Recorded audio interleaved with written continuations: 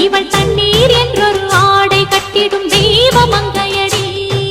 தையம் தீயம் தக்கு தீயம் தக்கு தையம் தீயம் தக்கு தீயம் தக்கு தையம் தீயம் தக்கு தீயம் தக்கு தையம் தீயம் தக்கு தீயம் தக்கு தை பொங்கல்